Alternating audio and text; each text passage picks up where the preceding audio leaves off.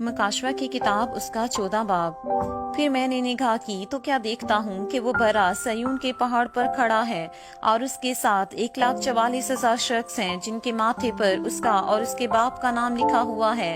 और मुझे आसमान पर से एक ऐसी आवाज सुनाई दी जो जोर के पानी और बड़ी गर्ज की सी आवाज थी, और जो आवाज मैंने सुनी वो ऐसी थी जैसे बरबत नवाज बरबत बजाते हूँ। वो तख्त के सामने और चारों जानदारों और बुजुर्गों के आगे गोया एक नया गीत गा रहे थे, और उन 1,44,000 शख्सों के सिवा जो दुनिया में से खरीद लिए गए थे कोई उस गीत को न सीख सका।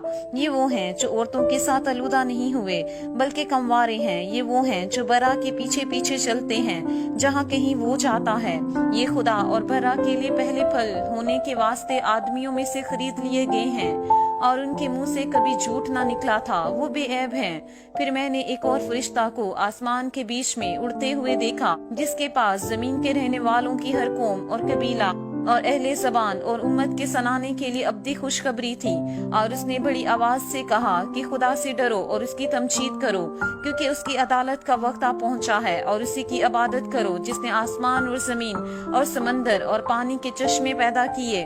फिर इसके बाद एक और दूसरा फरिश्ता ये कहता हुआ आया कि गिर पड़ा वो बड़ा शहर बाबल, गिर पड़ा जिसने अपनी हरामकारी की गजबनाक में तमाम कौमों को पिलाई है। फिर इनके बाद एक और तीसरे फरिश्ता ने आकर बड़ी आवाज से कहा कि जो कोई उस हैवान और उसके बुत की प्रस्तिश करे और अपने माथे या अपने हाथ पर उसकी छाप ले ले, वो खुदा की कहर की उस खालिस में को पिएगा जो उसके गजब के प्याले में भरी गई है, और पाक फरिश्तों के सामने और बरा के सामने आग और गंधक के अजाब में मुब्तला होगा, और उनके अजाब का धुआं अब्दुलाबाद उठता रहेगा।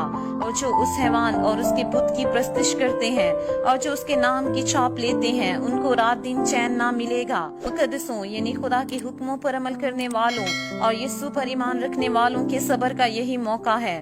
फिर मैंने आसमान में से ये आवाज सुनी कि लिख, मुबारक है वो मुर्दे जो अब से खुदावन में मरते हैं। रूह फरमाता है बेशक, क्योंकि वो अपनी मेहनतों से आराम पाएंगे और उनके अमाल उनके साथ साथ होते हैं। फिर मैंने निगाह की तो क्या देखता हूँ कि एक सफेद बादल है, और इस बादल पर आदम साथ की मानित कोई बैठा है जिसके सर पर सोने का ताज और हाथ में तेज दरांती है। फिर एक और फरिश्ता ने मकदस से निकलकर उस बादल पर बैठे हुए से बड़ी आवाज के साथ पुकार कर कहा कि अपनी दरांती चलाकर काट, क्योंकि काटने का वक्त आ गया, इसलिए कि जमीन की फसल बहुत पक गई। बस जो बादल पर बैठा था उसने अपनी दरांती जमीन पर डाल दी और जमीन की फसल कट गई।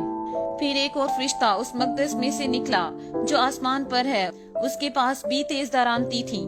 फिर एक और फरिश्ता कुर्बानगाह से निकला जिसका आग पर इख्तियार था।